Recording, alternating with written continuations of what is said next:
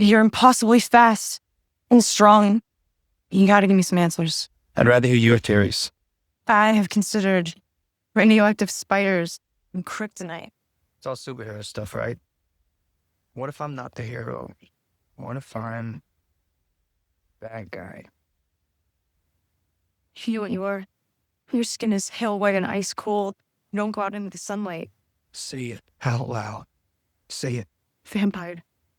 Are you afraid? No. This isn't real. This kind of stuff just doesn't exist. Does in my world. I just want to try one thing.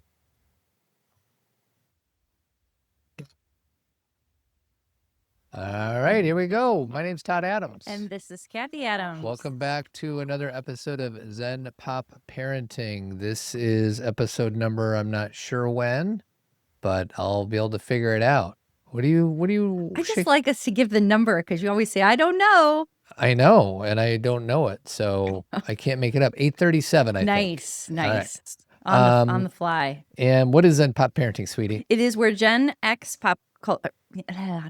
culture meets real life reflection. Here we go. Todd and I are nervous because we're using a new kind of, what is this? A new kind of recording device? Yeah, well, we used to do it on Zoom, and Zoom isn't very good when we post clips on of the podcast on YouTube, Zoom and music, and it just doesn't work that well. So we're using something called Descript. So we're giving it a try, but I think it's going to work out well. So. I think so too. I think the sound quality is good. But anyway, we are so excited to be here, and we are going to be talking about one of my favorite things to talk about, which is Twilight. And look who's here, Todd. Oh, Edward. If you're on YouTube, you can see I have my Edward doll. You got to see us on YouTube. And here he is. How long have you had that? Did you just buy that for the podcast? I didn't buy this. It was just show given up? to me in 2008 Okay. when the movie came out by my friend Laura. Oh, that's And nice. he has lived in my drawer with my curling iron and my blow dryer. There we go. Or now, what is that? That's a long time. Yeah. And what do you think of the accuracy of, like, really zoom in on that? Like, Okay. I mean, I know. I mean, not everyone. everyone's on YouTube, but we're zooming in on my Edward. He's pretty good. Pretty good. And give me a profile. He's, Yeah. Okay. he doesn't sparkle like he does in the movie, but Oh, we're going to talk about the sparkle. he's wearing the really cool jacket, the gray jacket and the blue shirt. This is like quintessential Edward. Yes. And today we are talking about Twilight. We are not talking about New Moon No. or Heck no. Eclipse or Breaking Dawn, because I think, even without having any money to make this movie, because they did not have a lot of money, I enjoy watching Twilight the most. Really? So yeah. of all of them, this is your favorite movie? Yes. Now, we are going to get into it. There are cringy, painful parts in this movie. Oh, we're going to get into it. But there's just something that I think is special about it compared to the others, especially Eclipse, because the makeup is bad. Like, you can just tell they just got a ton of makeup on, where like in Twilight, they look more natural. They do a better job early on with less money for the makeup. My opinion. All right. So okay. So are we going to set the scene? let's do it. All right.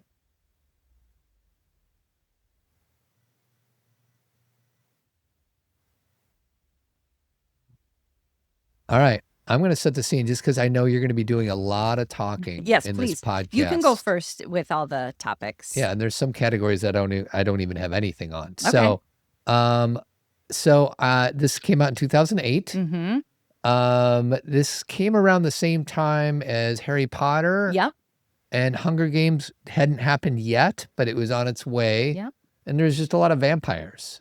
True Blood, Vampire Diaries, and obviously Twilight. So I'm going to, for people who didn't watch this 4 days ago, like you and I did, this is we should have a segment of AI generated summary, because that's all this is. So this is AI language? Yes. So just read it as it is, because AI uses funny words. Bella Swan, a misfit teen from... Misfit. Like, who uses that word? She's a misfit, sweetie. She's not a misfit. Oh my God, she is such a misfit. Sweetie, the misfit is from Rudolph the Red-Nosed Reindeer. I was gonna say ranger. You know the little guy. He sings, "Why am I such a misfit?" Bella's from Phoenix. Yes. She moves to Forks, Washington, where she Yes. meets the mysterious Edward Cullen. She sure does. Their intense romance, which we are going to talk about, is Uh-huh. complicated by Edward's secret. We all have secrets, right? Yeah, I just got him, normal. you got him. Mhm. His happens to be that he's a vampire Mm. who hasn't aged since 1918. We should talk about what was going on in the world in 1918. He was still 17. He's still 17 forever. And he lives on animal blood with his family. Mhm. While Edward sees Bella as his long-awaited soulmate, he struggles with the danger her presence stirs in him. Mm. Their forbidden love faces its greatest test when hostile vampires arrive, forcing Edward to fight for Bella's life. It's a modern Romeo and Juliet tale of passion, danger, and the supernatural. That was not as bad as previous AI Okay. thingamajigs. So what do you have for set the scene, my darling? Well, I guess I'll just share a few things. Number one, like you said, is 2008. Obama had just been elected. iPhones were just becoming a thing. There's a lot of emo culture. Tumblr was a big deal. And What's like emo culture? emo, kind of like the way you dress and act. It's like really moody and emotional, and Oh, okay. the makeup and it was emo right. culture. And the trends were like you said, young adult was a big deal. YA. Yeah. So that was like a huge craze, and it was a post Buffy vampire resurgence because Buffy had been going on for a while, but then all of a sudden vampires all came back, as they do, which is, It's the whole definition of a vampire. Well, they yeah. just never leave. That's very literal. But what I mean is, on our show, Todd and I really wanted to, it's spooky season. That's why we're talking about Twilight. And Twilight's not scary, but we just thought it's not to me. Maybe it's cringy scary sometimes, but we just wanted to talk about vampires and werewolves all in one shot. Yep. So we thought Twilight is the best way to do we only that. have 4 or 5 weeks in October, so let's Exactly. just compress it. And by the way, in maybe not under set the scene, but I have my list of my favorite vampires and my favorite werewolves. So just know that's coming. So again, you talked about YA exploding. It was totally marketed to teen girls. I was not a teen. I was a new mom or a young mom. I had just had Skylar, but I loved I can't remember who told me about Twilight first, who told me to read it. People were telling me to read it, and I was like, yeah, whatever. And then finally, it was probably Laura, because she gave me Edward. But I read it, and I was like, I love this book. And it was kind of one of those, like, where it's not because it was so well written. Sorry, Stephanie Meyer. It's fine. But it just brings you in to the family, right? So I remember going to see the movie. Oh, no, that's Remember When. Let me just go on with YA. So it was just also the rise of the fandom internet. Like I already said, Tumblr had started. Fan fiction was becoming a thing. Do you know about fan fiction? I think it's fiction for fans. It is. But basically what fan fiction is people take something that they love, like Twilight or like The Summer I Turned Pretty, or something or a book they really like, or Game of Thrones or whatever. And then they write off of it. So they take the information and then they exaggerate it or expand the universe. And so they write more fiction. So when you say they, are you talking about other authors? No, writers, people online. And they don't have to be trained writers or actually people who have written books. It's just, it's fans. And they're writing their own fictional accounts. So somebody who loves Twilight is writing other stories between Edward and Bella and Jacob. Correct. Or and just putting them out online. Yes. And so they're either, continuing that story, or they're pulling from the essence of Twilight, which is where 50 Shades of Grey came from. Yeah. Right? So we'll talk about that later. But, that was kind of the rise of all of that. So, there's a lot here, but I think that I'll say this. Catherine Hardwicke directed this, and obviously Catherine is a woman. She directed a movie called 13 years previous to this. Do you remember 13? No. It had Evan Rachel Wood and Nikki Reed, who's also in this movie, Twilight. And it was basically about them being 13 and being out on the town and being with guys. And Holly Hunter is Evan Rachel Wood's mom. Mm-hmm. I'm surprised you don't remember this movie because we did talk about it. I love it when you're surprised about things I don't remember. I'm sorry. I feel like we discussed it, but it's kind of an indie movie, but it was quite the breakout movie for Catherine Hardwicke. Anyway, she had a real clear aesthetic for this movie. And if I don't know if you're going to remember this, but it's almost like the movie is shot in gray and blue. Okay. It's like kind of it's like a filter. It's like a lot of close-ups. It's handheld camera. And it maybe the reason I liked it is because it caught the mood Yeah. of the book, Okay. So You're saying the director did a good job with limited yeah. budget that captured the essence of the book. And then when it did very well and it took off, they did not have her do the other movies. They had men do the other movies. I know. Yeah. We were going to talk about that. Are you ready for Remember When? Let's go. I remember when you couldn't. All right. So I don't know how to fit these things I want to talk about. So I'm just going to fit them into Remember When. Okay. All right. So there's two different consumers of this movie. Okay. One is a consumer like me who never read the book, who has no interest in reading the book and just observing the movie in a very standalone way. Okay. And then there's the people that have read the book. And I'm waiting to find the person. People always say the book is better, which it should be because there's more description and more in depth. You can experience the book not through the lens of the director or the actors. You can just experience the book Through your as own you mind. want to see it. Yep. So I get that. So my question is, so you were curious about how I was going to talk about this movie on this podcast. And I guess I'll just let the cat out of the bag. It's an okay movie. Okay. All right. It's not terrible. No.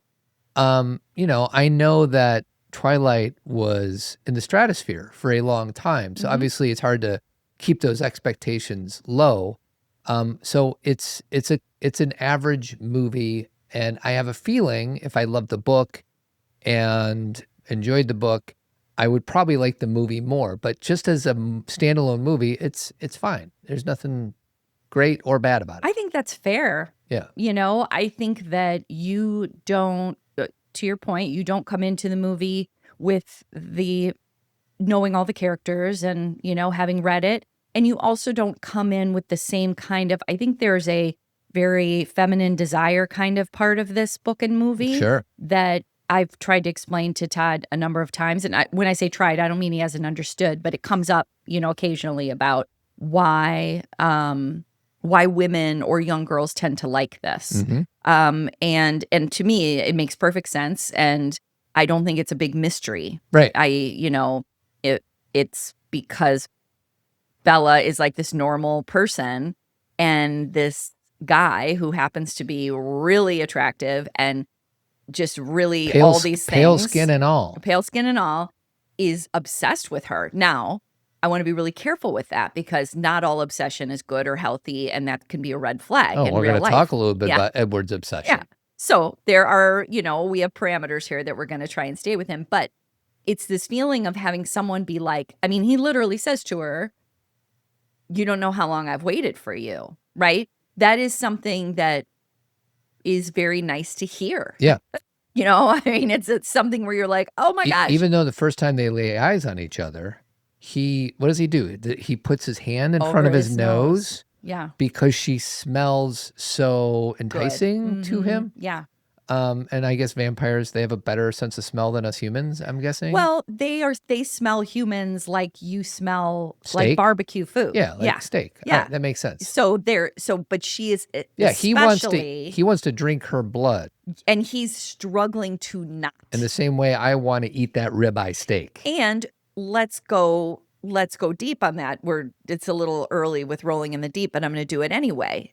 He's a vampire in the movie, and so we're taking it at face value. He wants to bite her neck and drink her blood, but he is attracted to her. Yeah. Right? That kind of, it's one of those feminine things where it's like someone they think about you all the time and they're like so into you, and not in the scary stalkery way. Yeah. So you're saying there's two things going on. One is vampires love blood. Right. And her blood smells good. It's exceptionally good. He's also just like, this is my soulmate. He's like, why does she smell so good? Yeah. Okay. And everybody else in his family knows she smells good too, but he's like really attracted to her. Okay. But it's confusing to him. So I think one of the things that I think is why people love this movie or this Mhm. book or these characters is there's nothing extraordinary about Bella, right? She's just a normal She's girl. a normal girl. They try in the book, they do a better job. Stephanie Meyer does a better job explaining how clumsy she is. Yeah. I think in the movie, they're kind of trying to wedge it in a little bit. Like Okay. all of a sudden Yeah, she's they walking out. don't have time to Yeah. kind of explain all that. So they have a few scenes where they're like, oh, Bella trips, but she's supposed to be kind of a clumsy, young, 17-year-old girl. Yeah, Who's okay. like normal. The other thing, and this is kind of a grander thing, is that there is, I think, an uncool factor to Twilight for a guy like me. In the course. same way, there's an uncool factor to the Backstreet Boys. Correct. Right? It's yes. So like this is through that same lens, it's not cool to like Twilight unless you're like a teenage girl. I right? would say that's fair. And I just want to like draw the correlation between like what you like. And you are a 50 some odd year old woman and you love this. And it's okay that you love this. And people actually, I think what you said about Backstreet Boys, and I think you might even say it about Twilight, is people like this more than they're willing to admit. Yeah. Would you agree with that? And this is the thing. I just wrote about this whole Taylor Swift thing last week. Yeah. People will tell you this is good, so you should like it. This isn't good, so you shouldn't like it. You shouldn't enjoy this because it's not written well. Stephanie Meyer got that a ton. She's the author of the book. Like, you're not a good writer, so people shouldn't like this. Everyone's got such a strong opinion. Yeah. And when this book came out, or book and movie came out, that's when we were definitely in the heart of the era of, like I said, Tumblr and everything and Yeah. social media. So it was, everyone had a strong opinion. And I think there are just things that if it's enjoyable, and to me, it's not like I love, I was just about to say it. It's not like I have Twilight stuff in my house yet. I do have Edward. But it's not that I'm obsessed with it. It's that I enjoy it. Sure. I get it. I have a part of me that is very teenage and that will always be. Yeah. I love pop culture. I love what's new. I love artists. I love music. A lot of us do. This isn't Kathy. It's just my whole point is that I love digging into things that everybody loves. Yeah. And sometimes it doesn't work for me. I never watch Game of Thrones. Mhm. There are certain book series I've never watched. The Thorn and Roses books and all the Flowers in the Attic? no. What are you talking about? There's these book series that everybody's reading, and I'm not into everything. It's Right. just I enjoyed Twilight when it came out, and because we're in Remember When, like I said, I had read the book, and then I remember we had gotten home from some trip or something, and I was like, I have to watch this movie, and it's in the theaters right now. Like, I was kind of late to the party. Yeah.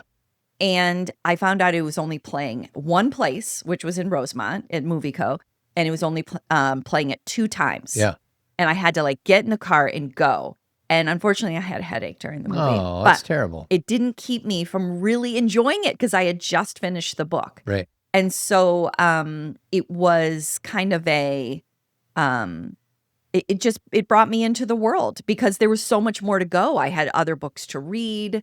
It continued just like The Summer I Turned Pretty, just like other, Stranger Things, just like other, things that we get involved in. It's so enjoyable when you're like, I have another season or another movie or another book to go. Yeah. Isn't that, it's so fun. Do you Yeah. have anything like that? You really don't. Sports, I guess. Yeah. So you can relate to that from a sports perspective. There's another game or there's Yeah. another season or who's going to be, when I'm like, who are they going to cast in this role? You're like, what pitcher are we going to get for next season? It's For the sure. same kind of vibe. And it's totally pop culture. It's totally pleasure. It's not serious. Yeah. But it's enjoyable. And one thing that we did not mention about Bella was part of the reason Edward is also confused about Bella, besides the way she smells, is he can't read her mind. And Edward, one of his gifts as a vampire is he can read everyone's mind. Mm-hmm. So he's very confused to why he can't So tap that's into her another mind. reason why he thinks she's special, because he can read everybody else's mind, and the fact that he can't read her mind is like, oh, this is interesting. It frustrates him. Yeah. Okay. And it makes him more obsessed with her. So I quickly want to just run through some of the characters, not like spend any time on Sure. it, but we got Kristen Stewart, who plays Bella Swan. And by the Uh-huh. way, I'm kind of sick of the Bella Belly thing that we've been talking about. Okay, enough of the bells. Enough Isabel's? Yes. Yes, okay. We got Robert Pattinson, Edward Cullen. Mm-hmm. He's a 108-year-old vampire who's changed in 1918. Maybe you can. What That does it was mean to be changed, sweetie? Oh, well, that's when Carlisle bit him. So let's talk a little bit about that because Okay. you need to explain this to me. Mm-hmm. A vampire might suck your blood and kill you and just drink all your blood and you die. Uh-huh. Or a vampire might change you. So what they would do, there's Yeah. two different things per Twilight lore. Because remember, every vampire story has a different, like, for example, they're not afraid of garlic and they're not afraid of crosses. Yeah. You know what I mean? So it's just different depending on your, I actually think that Twilight borrowed a lot from Interview with the Vampire and Rice's books, but that's just my perspective. Okay. So basically what you can do is if you are a vampire, you can either... So vampires, listen up. Okay, in case you don't know vampires. how it works. Okay, everybody. A vampire either bites you and drinks all your blood until you die, like your heart stops beating. Yeah. Or they bite you and drink some of your blood and then leave you as your heart is still beating. And then the venom in your body takes over and makes you a vampire. Got it. Okay. And that's called turning. Yeah. So you've been turned. So Carlisle, Edward was sick. He had Spanish flu. Yeah. And I think his family, and again, I haven't gone back to the book, but I think his family had died from it as well. And Carlisle was his doctor and felt like he should have had more of a chance to live. And Carlisle was played by Peter Facinelli. Correct. And he's 300 years old. Yes. He's a 300-year-old vampire. It's basically Carlisle's family. He created all these. And then we got Esme. Esme. We got Alice, and these are all part of the Cullen clan. The Cullen clan. We got Alice. We got Emmett. And then we got Rosalie. Yep. And then is Jasper part? Yeah, Yes. Jasper. And then and now we got Charlie. Charlie is who hopefully Bella's we'll dad. talk about. And then the three bad guys are Victoria, Laurent, Laurent. and who's the James. And James, yeah. Okay. And then also her friends are, meaning Bella's friends at school are Jessica, who is Anna Kendrick. Then, Bella's mom is Renee. And then Angela is another one of Bella's friends. And then Mike, the guy who asked her to prom. Yep. And then Eric. Yeah, and I don't know why they went with Renee and Renesmee. It's a little confusing for me. Dude, What? You're not putting it together. They used both of their moms' names, Renee and Esme. Renesmee. Renee is Bella's mom. Mom. Esme is who? Is Edward's mom. Carlisle's wife. Got it. So they used both their moms' names, Renee and Esme, and became Renesmee. Got it. Or Nessie, as Jacob calls her. Okay, there's a lot going on. Because, it just says Esme Cullen. Correct. That is Carlisle's. I mean, Carlisle turned Esme as well, but they are of the same age. Yeah. So they are partners. So everyone in the family is partnered except Edward. So Rosalie and Emmett are partnered. Okay. And Jasper and Alice are partnered. Okay. And then Edward is alone. He's been alone for 100 Yes, he's 8 been years. alone a long time. And the guy just needs a mate. And in this mystical world, there is someone for everyone, and he's just been waiting for her. Patiently, I might add. And again, I said we weren't going to talk about the other books, but I want to just put out there are reasons why he's been waiting for her. We just don't know what those are yet. Okay. Bella is very different as a human than she is when she becomes a Cullen. Can you say in a sentence what makes her different as a human? Because these movies have been out a long time. Well, as a human, she's very clumsy and normal and a teenager and quirky and uncomfortable. Like Kristen Stewart's kind of annoying in the movie, but I think she's kind of playing her the way that she's supposed to. Yeah. Which is kind of like uncomfortable and in her skin and everything. Bella is an amazing vampire. When she becomes a vampire, sorry to spoil. Yeah, we can spoil. Okay. She's got all sorts of skills that are beyond. And so she's kind of a So is she a better vampire than anybody in the absolutely. Cullens? Well, I mean, that's all relative, but she has skills. Can she run as fast as everybody? Yes. Mm-hmm. Okay, I just want to make sure we're going to But talk about she the has running. a special skill where she can protect people around her. Yeah. And again, people can't read her mind. Like she's got things that are exceptional. Yeah. And she's a better vampire. So you can kind of, it's purposeful that they met. Yeah. I decided to describe Edward and Bella, and I gave 3 words each. Okay. And you can make up your own 3 words, or you can tell me that I'm wrong. Okay. Edward, I got, even though this is 2 words, I'm using it as 1. He always seems like he's in pain. He is in pain. And Emotional his pain. facial expressions, I just feel like this guy is just in pain. And if you were to read his version, so there's a book called Midnight Sun. Yeah. That is Twilight, but through Edward's point Edward's of view. eyes. He is in so much pain all the time. Yeah, so I could tell. So good job Okay. acting. Yes. The next was creepy, Okay. and then the 3rd word is intense. Okay. Intense, creepy. He's a little creepy. Is he? I mean, he's kind of tracking her in a way that I know he wants to keep her safe, but He's creeping, well, but he's not creepy. He's watching her sleep at night without her knowing. Like, True. It's a little He's creepy. creeping, but creepy Without her consent. True, but someone who is creepy is like someone who is like, oh, keep that person away from me, and that's not how anyone feels about Edward. So he's not creepy. He's just he's a creeper. He's got to quit creeping. The 3 words for Bella: delusional. I'll explain why. Okay. Ungrounded and annoying. Oh boy, yikes. Yeah. Here's. I was going to save this for later, but Okay. the whole idea at the end of this movie, she wants to get turned Yes. by Edward. Mm-hmm. She's ready just to give up her whole life as a human being. Todd, she's in love. She loves. Sweetie, if this is going to be good. If you were a vampire Uh-huh. and I loved you, Uh-huh. I'd have to think a little bit to. Still after 23 years? No, but sweetie, they've been dating a month. But it's true love. I'm saying, sweetie, if we're dating a month and Okay. you're like, hey, guess what? I'm going to make you a vampire and you're going to like give up your humanity. Right. I don't know if I'd be like all in the way Bella was. I'd Yeah. have to think a little bit Okay. before I did Let that. me give you some info. Okay. Bella's mom is kind of flighty herself and is with a new guy, and they're traveling around because her boyfriend or her fiance, he's a Baseball an player. ump or a baseball player. Yeah. He's works for baseball. Whatever. He works for baseball. He's a minor league baseball He's a player. minor league baseball player. And then her dad is Charlie, and he's clueless. I mean, we're going to talk about Charlie. He's so clueless.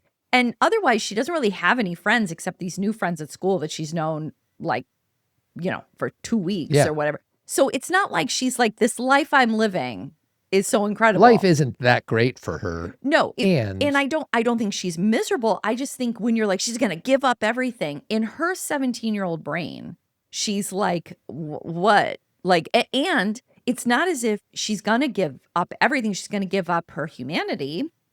But she can still see her dad and mom. she's not going to be able to eat French fries anymore. That's a big true. deal. That's true. She's not going to That's be able rough. to go back to her house True. and see her mom. Well, she does do As that. a vampire, she just hangs out with her dad. This is part of the suspension of belief because Okay. yes, they meet Renesmee and such. Okay. All right. Okay. So do you want to give any descriptors for, I'm catching you off guard, so you don't have to do that. Oh, I don't mind being. All right. You can catch me off So guard. give me 3 words to describe. Oh, you want me to do that? Well, that's what I'm asking. No, I Okay. don't want to do that. I will give you my top 5 favorite vampires. Let's hear of it. all time. Yep. Okay, you ready? Actually, I have 6. Okay. Okay, but he's really only a half vampire. Okay. So, I actually sent you a theme Yep. from a movie. Uh-huh. And do you know which one I'm talking about? Yes, I So do. play that. Is it this one right here? Mm-hmm. Let me Well, just I don't know. turn I it down. can't see. Yes. Yes. Yeah.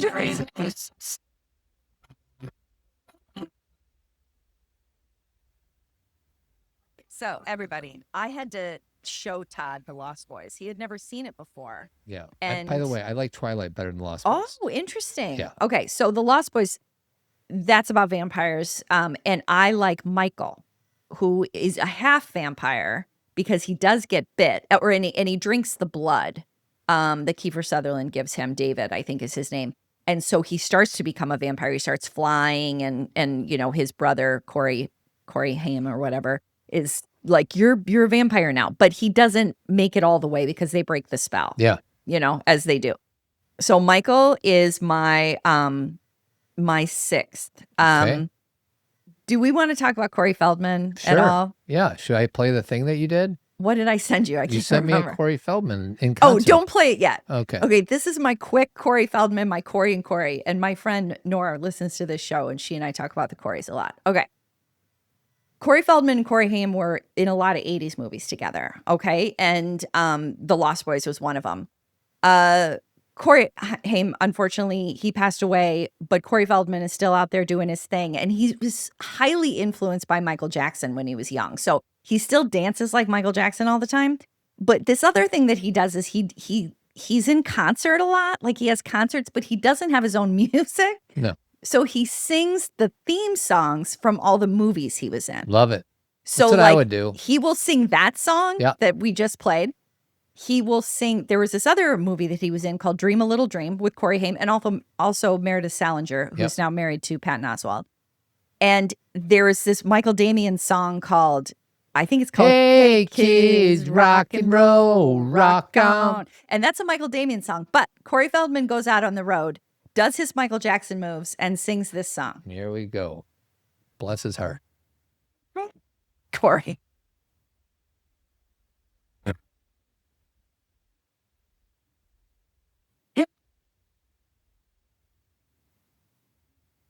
Oh, Corey. All right. So I got a hot. Hold on. I got some. You hot got a Corey takes here. Feldman take? I got to go over here. Boy, it's hot. This is hot. This is really hot. This hot. Are you ready for my hot I take? am. Let's hear it. I used to love making fun of Corey Feldman. Okay. And then I listened to an interview between him and Billy Corgan on Billy Corgan's podcast like 3 months ago. Okay. And first of all, he knows that most people make fun of him. Oh, And he also says, F it. I'm going to do this anyway. So all of a sudden, because I heard him talk, and he's just like a person. I know. And I don't want to make fun of him as I would have had I not heard that podcast. So I guess I just want to say, Corey, I secretly made fun of you because, by the way, you're in one of my favorite movies of all time, Stand By Me. Yes. And he's just a guy who's saying, I don't care that you guys are making fun of me. I'm going to do this anyways. You know what? I so honor that, Todd. And I don't think that I am have ever tried to be cruel when talking about Corey Feldman. He's actually was just on Dancing with the Stars. Yeah. Like he's still out there doing his thing. I don't want to be cruel. It's just sometimes like he pops up in my TikTok and he's like at a fair. Yeah. In this video, it's like in a little like 10 bar. people There's like there. 10 people there. And to your point, hey, at least he's living and doing his thing. But the Michael Jackson thing is a little, outdated. And he's been accusing Hollywood. Like there's some. Well, and here's my deep thought. Then we'll move on to my next vampire.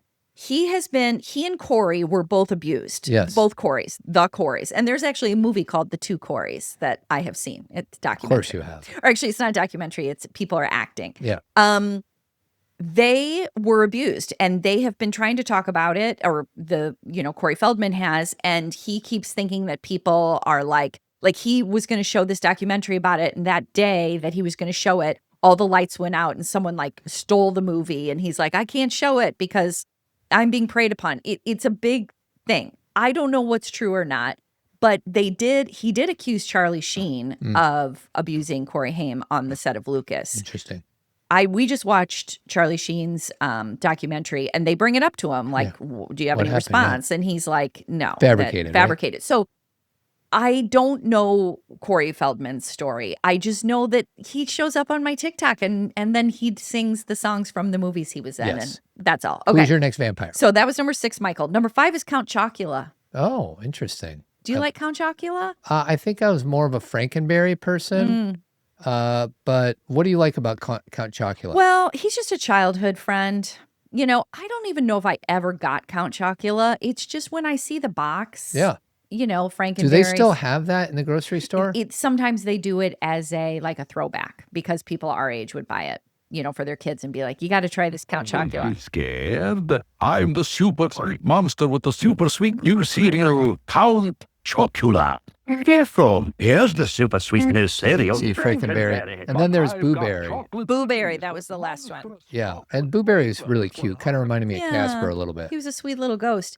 And then, I think it's hilarious that Count Chocolate made your list. yeah. Go ahead. Number 4 is Count Von Count. Who's that? From Sesame Street. Oh, love that guy. 1, 2, 3. Do you know who loved the Count? Is David from Love on the Spectrum. Remember? He did. And then they got to be on Sesame Street with the Count. I got to give you a little bit. Yes.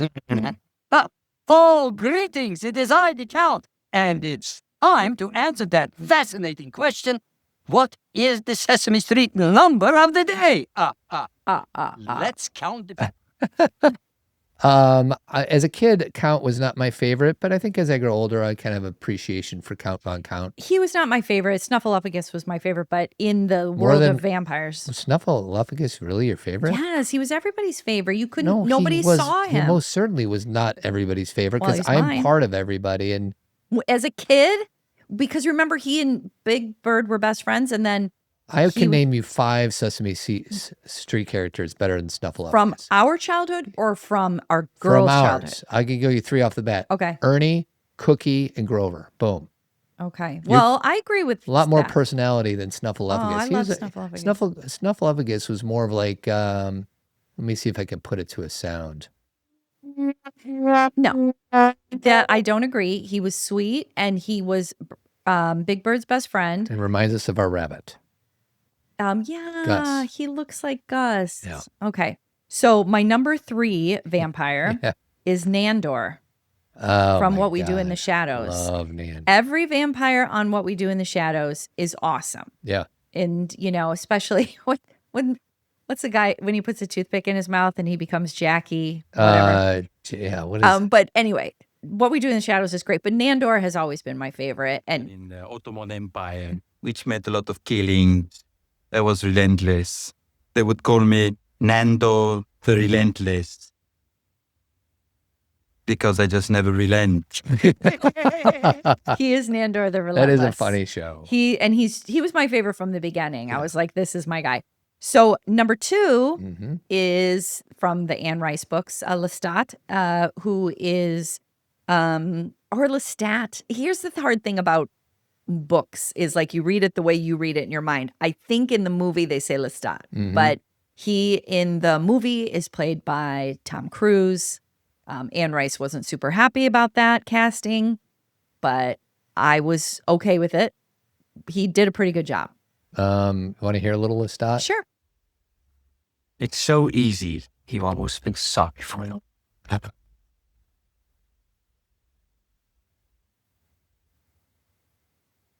It used to. Just forget about that. More core. You'll become accustomed to things all too quick. This is a dark So- joke. Oh, and he's talking to Brad Pitt. Well, correct, because Brad Pitt Are you not hungry, sir? plays Louis, and Louis does not want to be a vampire. He's basically Edward, but from a different time. All right. And he wants to drink blood from rats. Who doesn't? And Yeah, there's, I'd go to deer. The Cullens go to deer. I mean, Mm-hmm. rats, you got to eat a lot of rats I know. to make up the amount of blood from one deer. I know. And talk about being in pain. Like Brad Pitt is in so much pain through the whole movie. Okay. So, and then my number 1 is our guy, Edward. He's Oh, my favorite vampire. Gotta love Edward. I know he shimmers in the sun. He does. So don't forget to ask me later about my favorite werewolves. We are going to do that Okay, for sure, good, sweetie. good. Hold on. Let's see. I don't know if we can hear. Let's see. I know what you are. Say it Say it out loud. out. Say it. Why won't he say it? Right. It's the scene is cheese. I mean, if you noticed while we were watching, I was kind of looking away because I don't know why she needs to say it. Oh, you know what? I did not send you that I should have. What? So that scene Yeah. was parodied on Saturday Night Live. Yeah. And Taylor Swift was Bella. Mhm. It was when she was hosting. And Bill Hader was Frankenstein. And so it was the exact same thing, but they did it that he was Frankenstein. I'm looking right at it. Oh my God. It was very But funny. it's 2.5 minutes. Well, maybe just cut to. Just a cut to.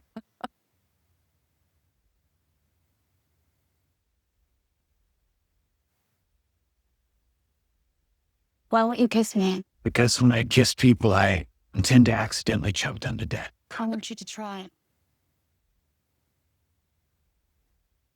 What's wrong? We found an old blind man strangled to death. Looks like it was an accident. That's Will Forte being Charlie. So people should go look at that because Yeah. that made me laugh. That was from a long time ago. Are we ready for the next category? Let's go. Human headway rape down. Gary, do you know the human headway rape down? All right, I'm going to start out. Okay. Random facts. I'm just going to rattle through them. Go. And this should probably go in. I'm going to save that for WTF. Okay. Catherine Hardwicke had the biggest opening weekend ever for a female director. Wow. Stephanie Meyer has a cameo in it. Yeah. She's in the diner scene, Yeah. typing on a laptop. Mm-hmm. Nikki Reed was the one who got the producers. Who's Nikki Reed? Any idea? Yeah. Nikki Reed was the girl. She plays Rosalie. Okay, one of the actresses who got the producers to add Robert Pattinson's song to the film. Reed secretly started recording him from her laptop while he was singing and playing his guitar in filming breaks. She then took it to the director and producers where they fell in love with his songs. The next day, they asked Rob if he could record a few of his songs for the soundtrack, and he reluctantly accepted. Sorry, I can't talk that Yeah, well. he has two songs in the film. One is playing in the background when they are at the restaurant, when he and Bella, when she orders the mushroom ravioli. Yep. And there's a song that plays behind. And then the song when Bella is, I'm putting this in air quotes, but dying after she's bit by James. That's also Robert Pattinson's voice. And that song is, I think, called Let Me Sign. Around the 1 hour and 45-minute mark, while entering the building at the prom, Victoria can be seen at a slot machine to the right of Bella. Oh, I didn't know that. That's a hidden gem, sweetie. Yeah, I should have saved it for that. MTV's early script was wildly different. Bella with shotguns and vampires killed her dad. So they really... What? What do you mean? So there was some guy, his name was Mark Lord, who bought the rights and wanted to really modify Stephanie Meyer's stuff. Got it. And then really blah, blah, blah. That's all I got. What do you got for random facts? Well, we already talked about Catherine Hardwicke and all of that. Let's see. So one thing I'll say about why it was a big deal when they got other directors to direct the rest of the movies, New Moon and Eclipse, and then they broke Breaking Dawn in half, is the tone changed. The vibe, the aesthetic of Twilight was really moody, and again, I think why I liked it. And then all of a sudden it became super polished, and you could see everyone so clearly. And again, that's a problem because you can see they're wearing really white makeup. Yeah. Like I don't understand with all the money and equipment that they had why it looks so bad. It just wasn't raw enough. And then that like feminine intensity that we kind of felt, or I felt in the first one, it became more conventional, where I was kind of like, I literally have only seen Eclipse like twice because I don't like it. Yeah. It's just not well done. So, let's see. One of the things I kind of already mentioned this, but the whole casting of Nikki Reed as Rosalie was kind of a big deal because Catherine Hardwicke came over to do Twilight, she knew Nikki Reed from the time, because Nikki Reed wrote the movie 13 when she was 13. Interesting. Okay. So she was kind of a prodigy and was like, and Catherine Hardwicke helped her bring this story to life. And so people had a hard time with the casting because Nikki Reed actually has very dark hair and is, I don't know what her nationality is, but she looks Italian or Greek or like me, you know what I mean? Like brown hair and brown eyes. And Rosalie is supposed to be like a supermodel who's blonde, right? And she's supposed to be so ridiculously beautiful. She was as a human. And then when she got bit, and unfortunately, Rosalie has the most traumatic story. She was actually sexually assaulted and then bit. And that was not what, she had no choice in the matter. She was traumatized. Yeah. And that's why she's so pissed that she's a vampire. Did you notice how Rosalie's always mad? She's the one who breaks the glass. Okay. You remember? And she's like mad at Bella and whatever. But people were like, this is weird casting. I thought they did okay. I mean, Nikki Reed is gorgeous, so that's not a problem. But they just dyed her hair blonde. And everyone went blonde. Like, Carlisle, who is played by Peter Fasinelli, he's a dark-haired guy, and they made his hair blonde, so big deal. But that was kind of a big deal. And then... Well, real quick, who cares?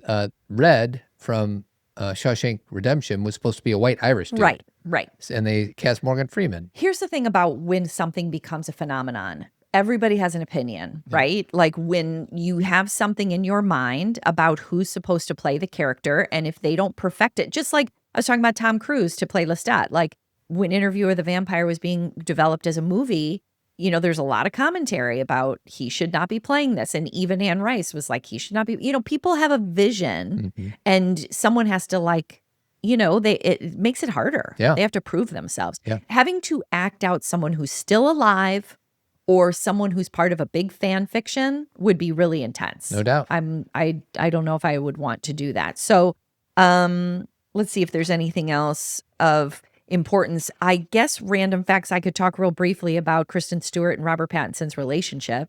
I was going to save that for WTF. Okay, then let's just save that. All right. Are we ready for WTF? Let's go. Boy, that escalated quickly. I mean, that really got out of hand fast. It jumped up a notch. It did, didn't it? All right. In no particular order. So let's start where you just left off. Okay. Kristen and Robert dated. Yeah. Now, the director had to tell Robert, hey, dude, she's 17 when they were filming this. Okay. And by law, if he's going to have sex with her, which he may or I don't know if he did or didn't, that's statutory rape. Okay. So that's a little messed up, which is also So when you say the director, like he didn't know she was 17, like I'm reminding confused. her, because it was obvious there's some chemistry Got it. building between these two actors. Right. And the director had to say, dude, she's 17. Just pay mind. Yeah. Pay mind. Yeah. Edward so another WTF is, I already talked about it, Edward just watching Bella sleep before they're even dating. That's a little weird. Every night. Oh, he would do it every night, huh? Yep. Okay. Once he found himself attached to her, he would go watch her sleep. Because remember, like even in the movie, she wakes up a few times and thinks she sees him. Yep. And she's like, I'm dreaming about Edward. She wasn't. He was there. My other big one, and this is kind of a plot point, the Cullen family is like, okay, I guess she's part of the family, when it really exposes the vulnerability of the family. So maybe in the book they talk about it more, but I'm surprised how okay they are. And then they include that one little line that says, you know, this is Edward's person, so we she's welcome part of them the family in. now. But the other matchups between the Cullen people, they're all vampires. Right. So that's not a big deal. Like, is there like Right. a dating app for vampires that haven't kind of matched up? Like, Probably. yeah. So They call it how blood. often does a vampire match up with a human? I don't know. You missed my joke though that they call it blood. That's the name of the app. I don't know. I don't Sorry, think babe. there is an app for vampires because I don't think vampires are real. Well, in the world of Twilight, I just Yeah. wonder how these vampires kind of connect. Well, I mean, they can sniff each other out. They know where they live. Like, you know about the Volturi and, they know where people are. Yeah. Like vampires are aware of where other vampires are. Yeah. That's not like a big secret. Yeah. So, okay, that's all I got for WTF. Okay, so as you mentioned, Kristen Stewart and Robert Pattinson started dating, and let's just assume they picked up when she was 18, okay? Okay. So we don't have to play Sure. that game of did they do something wrong. Yep. So they started dating after the first movie, and they were, obviously tried to keep it private, but everyone was so obsessed with them, and they never really had the opportunity just to have their own relationship. They were dating all the way through all the movies. And they actually lived together. And, Kristen Stewart, I just saw her on Howard Stern a little bit ago, and he asked her about it. And she's like, I've never talked about it, not because I have any bad blood about it or anything, bad blood, but because it was never our story. Like we just couldn't talk about it with people. Everyone would make it such a big deal Yeah. that I had to just, but she's like, he was my first love. Yeah. We had a real loving relationship. So, and then in 2012, Kristen Stewart was doing the movie Snow White and the Huntsman, and she was directed by this guy named Rupert Sanders. And she was caught by, I think, paparazzi, like kissing him in his car, if I remember correctly. And so it became kind of national news. And she did this like public apology to Robert Pattinson. And that public apology was the first confirmation of their relationship they had ever done. So it was all very uncomfortable. they reconciled for a while in 2013. But the part of the story that is so WTF is our president decided to get involved in this story. And actually, let's just let Kristen Stewart tell the story. I sent you a clip. Yep, I got it. Okay. You ready? Mm-hmm. I'm a little nervous to be hosting because I know that the president's probably watching, and I don't think he likes me that much. Here's how I know. 4 years ago, I was dating this guy named Robert. And we broke up, and then we got back together. And for some reason, it made Donald Trump go insane. Here's what he actually tweeted, and this is real. Robert Pattinson should not take back Kristen Stewart. She cheated on him like a dog and will do it again. Just watch. He can do so much better. She keeps going. Should I let it go? Now I know what you're thinking, right? That's so crazy. The Just president tweeted about you once. No. The president tweeted about me 11 times. He also said, everyone knows I'm right, that Robert Pattinson should dump Kristen Stewart. In a couple years, he'll thank me. Be smart, Robert. And it goes on because then she talks about how then Trump says something like, I'm doing the Miss Universe pageant. Robert Pattinson, why don't you come join me? And she's like, I think he's in love with him, you know? But anyway, so it's just, that's crazy. So I think that's it for my WTF. I think that's the highest WTF that you can possibly give. Are you ready for the next one? Oh, you got another WTF? No. The next category. What is the next category? It's hidden gems. Okay. Good choice. The bear has to be. All right, so hidden gems. I came up with this category, and it's just anything in the movie that is either not obvious or just a nice little surprise. And mine, I don't really have anything super big in this category. And maybe you have something, sweetie. First of all, I think, is this the first time I saw Anna Kendrick in a movie? Possibly. And obviously we've seen so many things that we love. What was that scary one that we saw?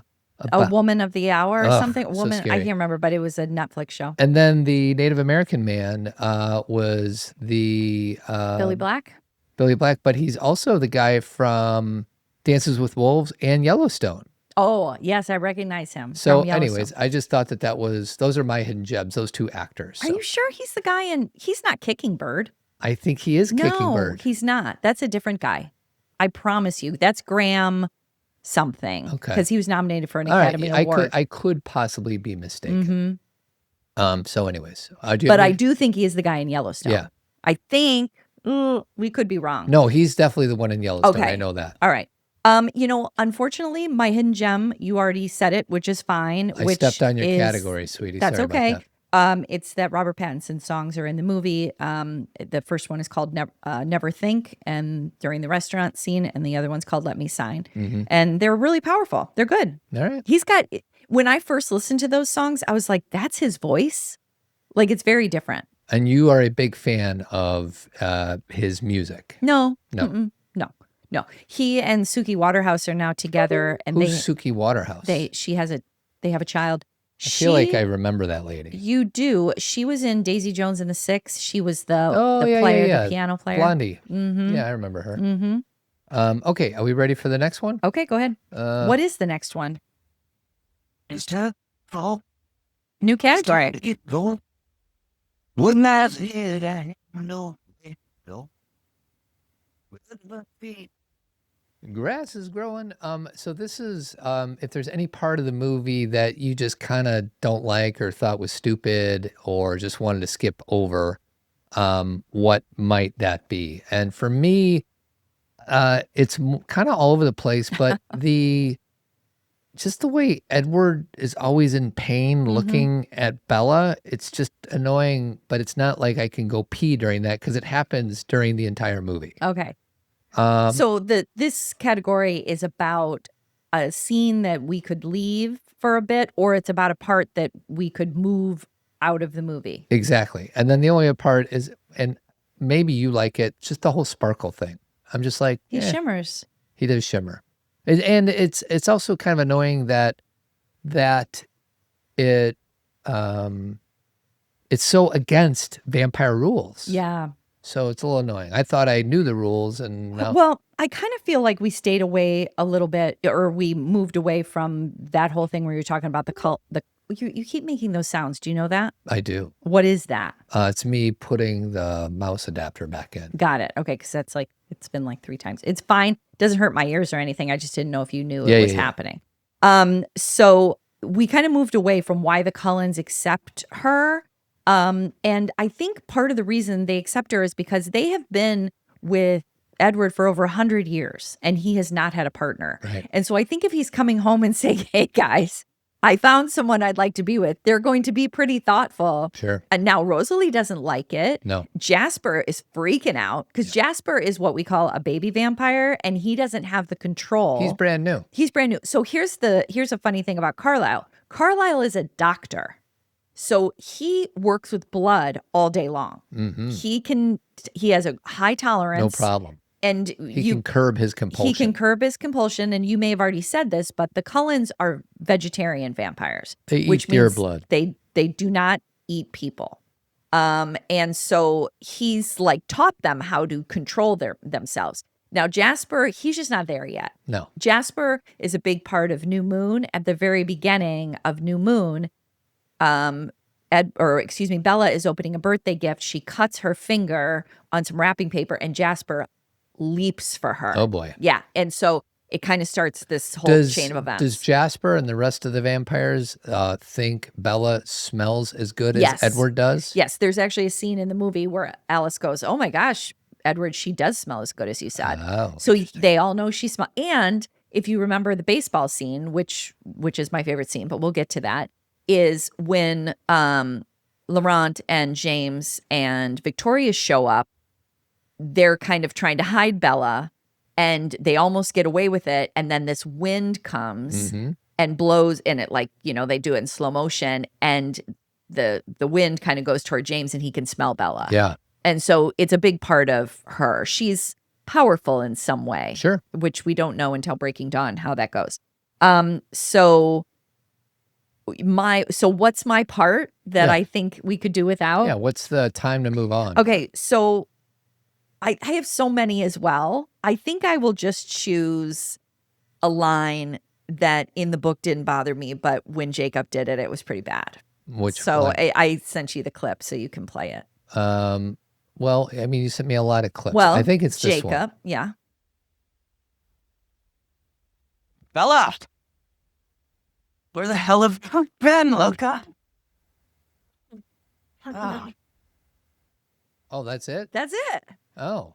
Why does it call her Loca? Well, that's the thing. In the book, I mean, he lives on the reservation. Mm-hmm. And I think it's supposed to mean like, you crazy girl. Do you know what I Okay. mean? Kind of like, but he doesn't Like land it very well. Like Loco in Cabeza. I think so. Yeah, some of the writing reminds me of some bad Star Wars writing. Yeah, that's exactly it. And so I also don't like the spider monkey line that Edward says, but these have become like, as Skylar would say, canon. You better hold on tight, spider monkey. Like, Yeah, it's a little they're cringy. canon, you know Yeah. what I mean? So it's like part of, and I think the last part that bothers me is the scene you already played where he's like, say it. Yeah. It's annoying. Yeah. In the book, it didn't bother me. Yeah. It really didn't. And so the thing is the music is so good in that part of the movie. And basically just to kind of like set it up, Bella almost dies and, or he saves her, Edward saves her. And then she tries to figure out, how did he save me? And he had superhuman strength. He stopped a car. And then she starts to read and talk to Jacob about the history of the Cullens and all this superstitious stuff. And then Edward finds her. It's like all these things happen. She figures out he's a vampire. So she gets to school that day and just kind of walks to the forest and he follows her.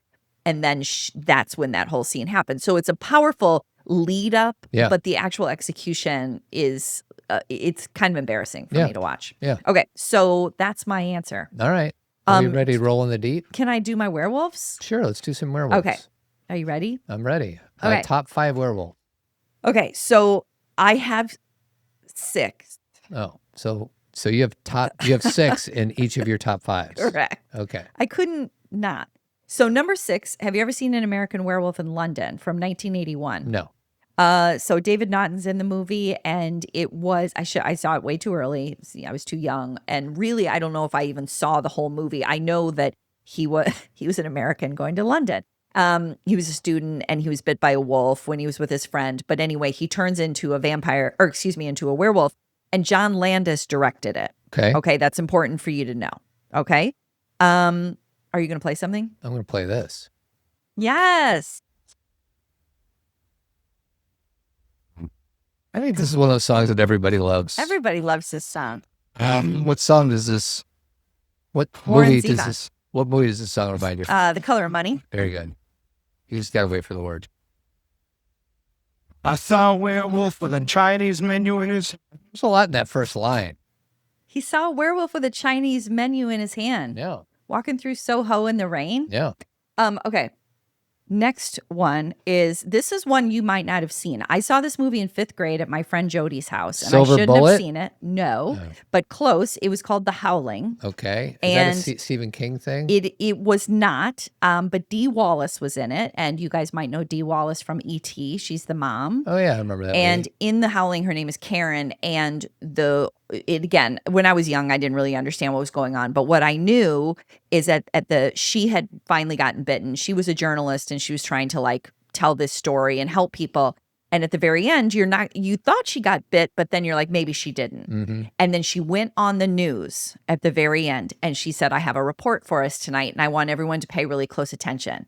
And then she starts to turn into a werewolf Oh, on TV. on TV. To prove to everybody this is really a thing. Yeah. And then they shoot her. Oh, Okay, that's terrible. so with the silver bullet, probably. probably. That was also in 1981. So 81 was a big year for werewolves. Number 4 was, it's not exactly right, but it is Stephen King. It's Cujo. Okay. Cujo wasn't really a werewolf, but he was a dog. Does that count? Not at all. Okay. But I thought it was cool because Dee Wallace was also in Cujo. That is cool, but you can't put Cujo in your werewolf top 6, Okay. sweetie. Come Then on. I just have 5. Yeah, Then you take got 5. Cujo out. All right. Okay. Number 3 is Michael Jackson in Thriller. Oh, interesting. And the reason why I want you to pay attention to The American Werewolf in London is John Landis also directed Thriller. John Landis really appreciated. And so Rick Baker, who did the makeup in American Werewolf in London, did the makeup for Thriller. So they basically did the exact same thing. Yes. And werewolves can dance. Rick Baker also did the makeup for Texas Chainsaw Massacre. See, Rick Baker was one of a kind. And also in Summer School, the classic movie. What did he do in summer school? There's a part where Chainsaw and Dave pretended they were getting killed by killer rabbits. Right, I remember that scene. Yeah. But then Rick Baker didn't do that. Oh, he did. Are you lying to me? I'm not lying to you. And there's also a whole other part where they creep out their teacher and they all have all this heavy, scary makeup going. Okay, so Rick Baker did Summer School. One of the best films in the last 40 years. Okay, number 2, Yeah. I have Jacob Black, who is in Twilight. Yes. I am not Team Jacob, and you aren't either. Oh, I am. Are you really Team Jacob? Oh, yeah. You know who's Team Jacob is Maddie. Yeah, I love Maddie. I know she's like, yeah, Yeah. I'm Team Jacob. And you know, I get it. He's a good guy, and he's protective and thoughtful, and he's a good friend. So is Team Jacob the one who's closest in the 1 versus 2 ranking as opposed to Team PETA and Team Gale and Team Jeremiah, Team and, Conrad? And then I feel like there's one other team that we forgot about. There's so many teams. There's the Vampire Diary teams. I There's don't know who they are. so anyway, I feel like Team Jacob is a close number 2. it's close, but no one really ever wanted them to end up together. In New Moon, you're grateful to him, but once Edward comes back, Are you ready for a little Jacob? Sure. Forget it. She may need her toes someday.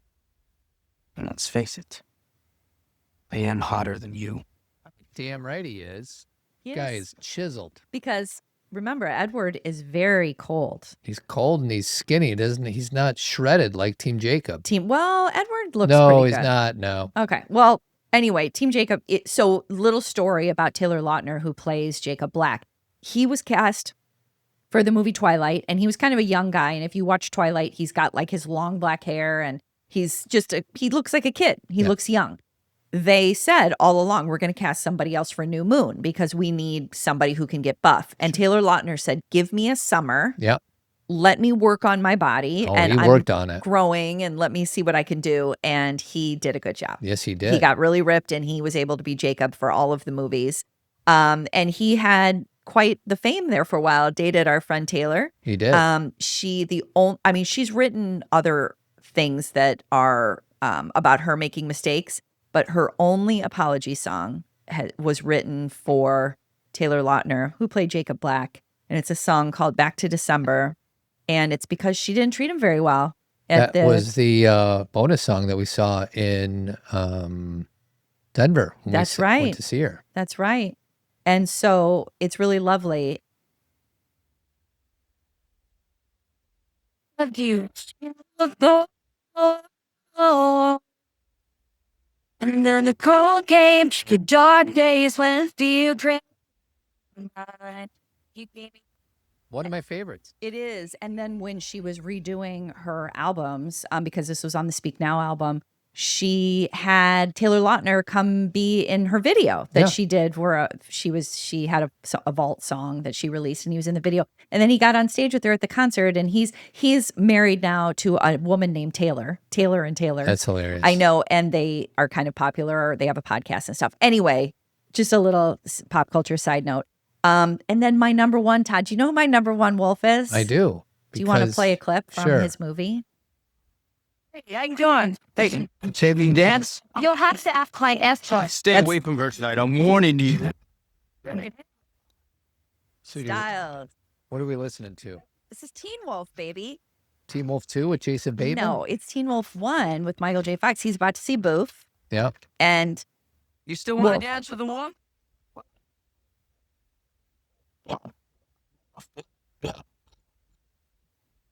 he's going to do a dance now. Wants you. What? There are so many wrong things with this movie. Just keep it going. They're going to do the wolf thing. I know, but people can't see that. I sweet. know, but I like it. It's kind of the early version of the African Anteater dance from Can't Buy Me From Love. Can't Buy Me Love. Yep. So anyway, I am a big fan. Teen Wolf is such a bad movie. Please, everybody understand that I understand it's not like a great movie. Do I not watch as bad- Teen Wolf a lot? Yes. And it's not as bad as Teen Wolf 2, which is a lot worse. Correct. And so it's got that going for it. But I love Teen Wolf. Yeah. And I think the whole thing is funny. Yeah. And I must have seen it at a time that I was just in a good mood because the movie just lives in me as something funny. Okay, so that I think is it. I don't know what we were on. We're going to roll in the deep in a second. Okay, but let's do I it. do want to just promote Kathy's amazing book called Restoring Our Girls. It was out earlier this year. And I also want to promote Team Zen. We do Zen Parenting Live once a month. You do Women's Circle once a month. Mhm. And then, those are the two things. So now let's roll in the deep.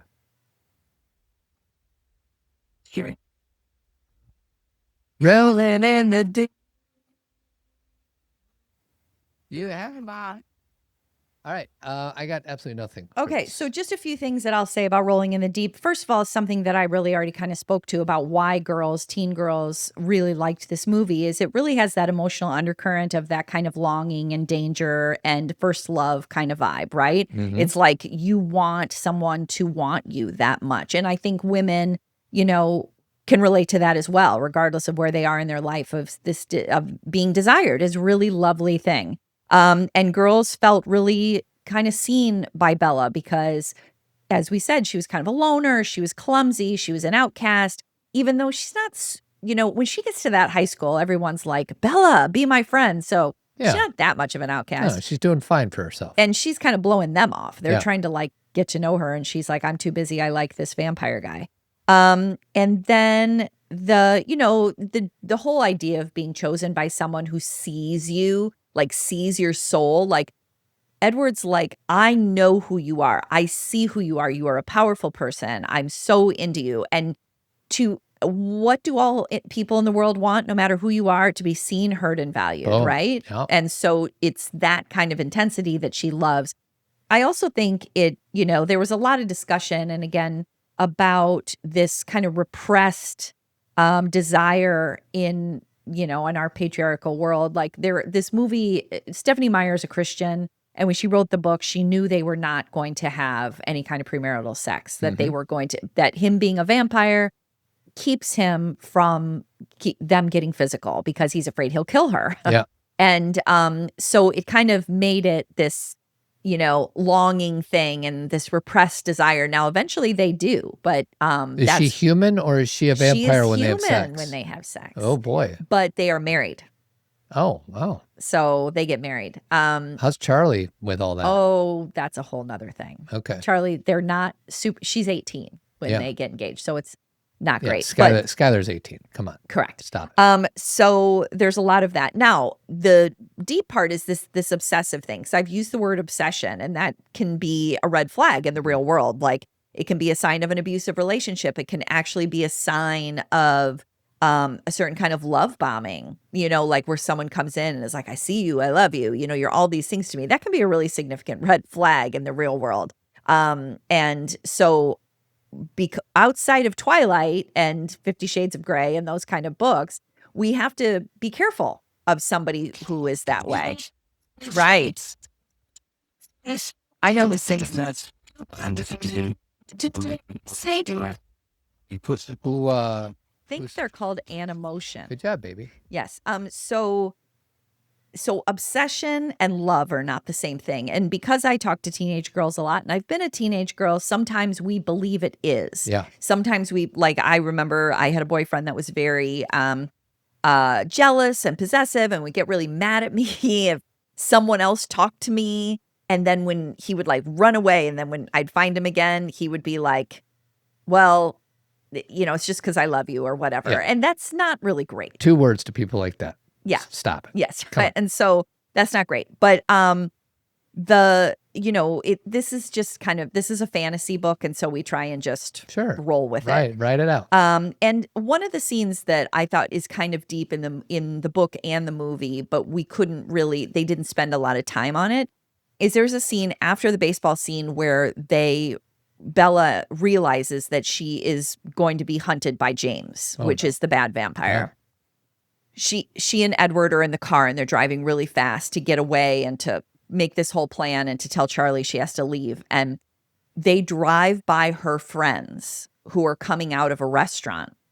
And it's like Mike and Angela and Jess and Eric. And she sees them, and it's kind of in slow motion. And it's a moment of like, that's a path I could have chosen. Like, I could be with them. And instead, I'm running from a vampire who wants to kill me. Yeah. And I think even though it's a fantasy movie, I found that to be a very poignant moment. I think when we're teenagers, or any point where we're like, I have to choose a path. Yeah. So I always thought Well, that was we all deep. know Bella's choosing the vampire path. Well, she definitely did. Yeah. So I think that's it for the real deep stuff. All right. Are we ready for this?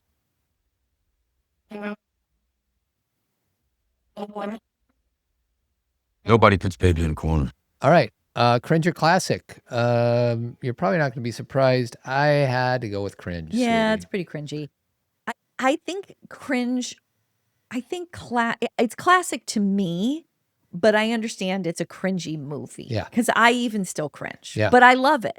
It's like Yeah. it's I one of love the those. cringe. I love the cringe. All right. 2 things I want to ask before we play the music game and do trivia. Okay.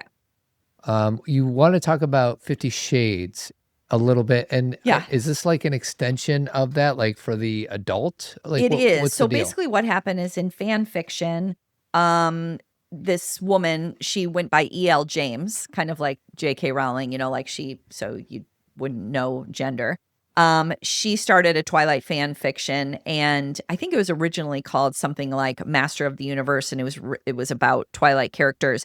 But she renamed them, and they became Bella and Edward became Anna Steele and Christian Grey. And she posted it online in like 2011, and then took out the supernatural parts and made it into kind of like a real story. And it just exploded and became this book that everybody needed to have. And it sold 150 million copies, became a movie in its own right.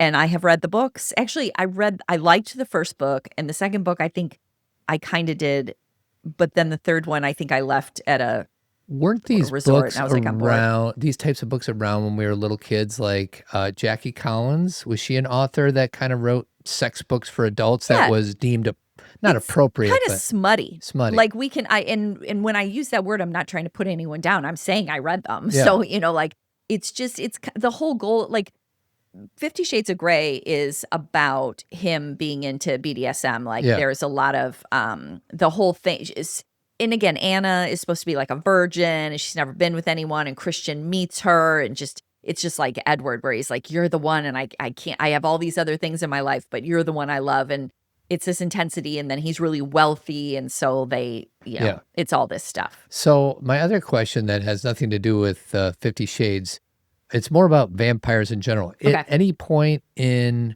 this movie series, do they ever turn into bats? Are there any bat sightings? No. Okay. No so, bats. So there's no, they're not afraid of crosses. Correct. They can be in the sun. Mm-hmm. They're not afraid of, they don't turn into bats. No garlic, no holy water. So basically the only thing they do is eat blood. That's the only thing that Mm-hmm. they're doing that is vampire-esque. Which is very. So if I'm a vampire Puritan, I'd be like, these guys aren't vampires at all, other than they drink a little bit of blood. But who is the vampire Puritan? That's the thing. Is I don't know. I'm just making stuff in up. Anne Rice's books, I think she says the same thing. Like, I think that they can see themselves in the mirror. Like, she kind of she changed the lore. Yeah. And I think a lot of people followed that. And again, I can't remember what happens in Interview with the Vampire. Like, what I know that they don't turn into bats or anything like that, but there's certain things that they can't do. But for the most part, they pass as humans. So we're about to play the music game. Yes. Can you type your song in so I can kind of be prepared when it's your turn? Where do I type it There's a into? chat box on the right-hand side of your screen. Do you see chat? On the No. right? Oh, maybe you don't. Wait, I see it. There you go. There was some. Okay. So I'm going to go first. Okay. Just so we don't keep everybody waiting. Go ahead. I'm proud of this pick, but I Okay. also don't think you're going to like it, but I'm going to go anyways. You'll be on my life, you love shine, the sounds you love flowers.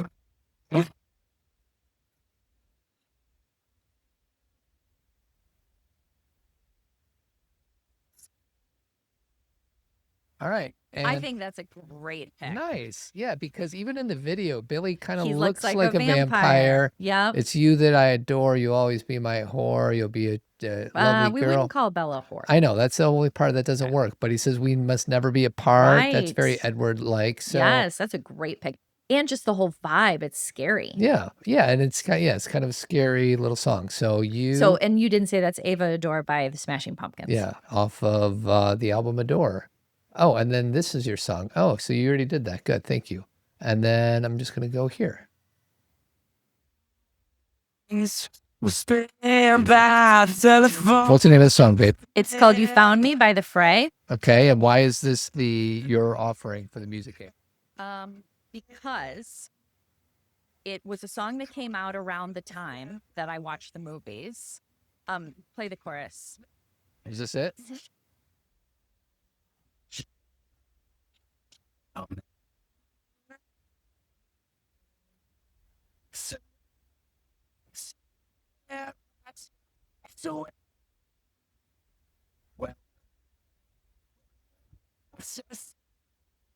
So it's not about anything that Twilight's about. Right, you're taking liberties with the But lyrics. I remember it being popular around this time, and it talks about, you found me, and like, I needed you, all that kind of stuff. It's like there's an intensity. It's got that early 2000s sound. Do Yeah. you remember The Fray? Sure. Like, no, barely, but and so I always like try and find a song that relates to what we're talking about that's also from that time period, if possible. Which actually, you're not that off with Ava Adore. Like that came out in early 2000s, right? late 90s, I Late think. 90s. Okay, maybe so early maybe a little- 2000s. But anyway, it's not.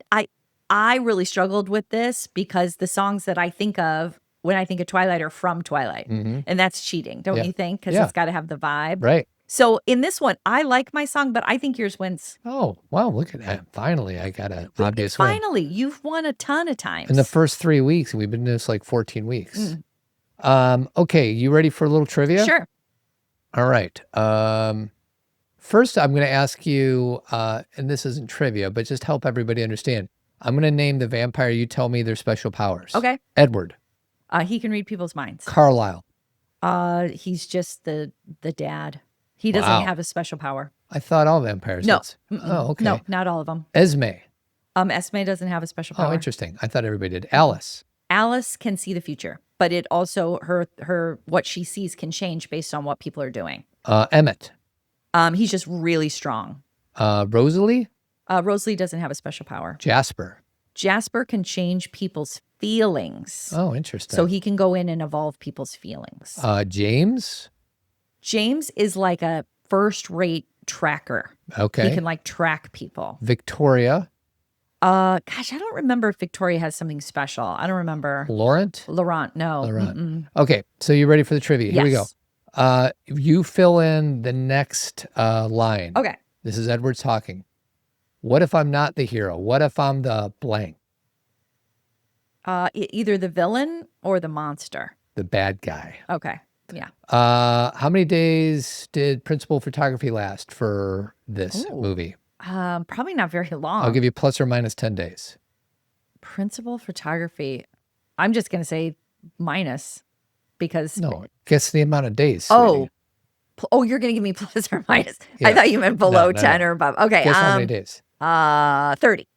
44. So you missed. By Sorry about 4. Damn. that. What book is Bella reading in class when Edward speaks to her? Romeo and Juliet. Good job. What color are the Cullens' eyes when satiated?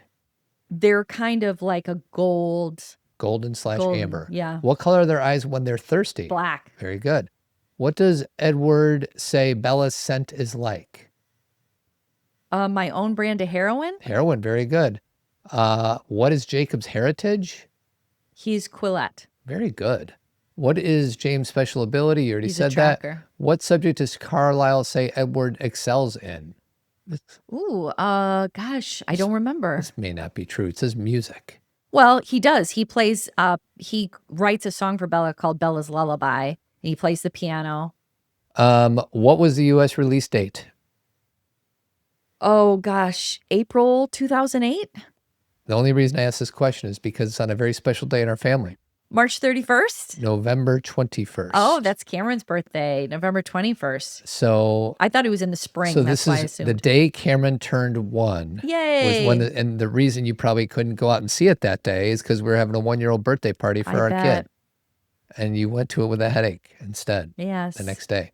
This can't be true. What actress turned down Bella before Kristen Stewart? No idea. It says Jennifer Lawrence. It says she auditioned. Maybe. I think she did audition. I saw an interview with her and she did. What fast food chain did Robert Pattinson say he lived on while filming? Well, they're in Seattle. Yeah, this can't be true. It says In-N-Out. They don't have any In-N-Outs in Washington, do they? I don't think so. I don't think so either. Who sings the song during the iconic baseball scene?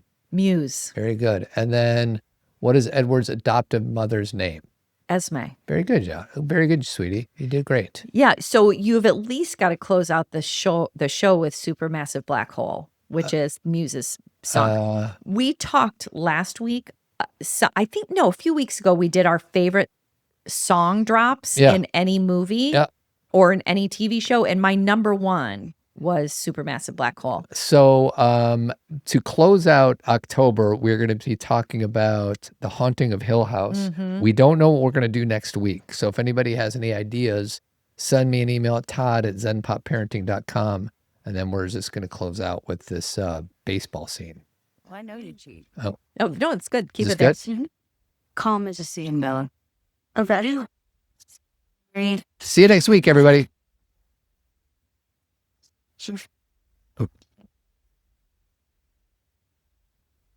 Todd.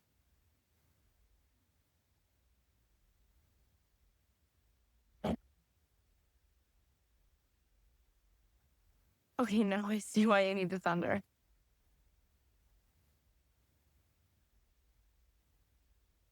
That's got to be a home run, right?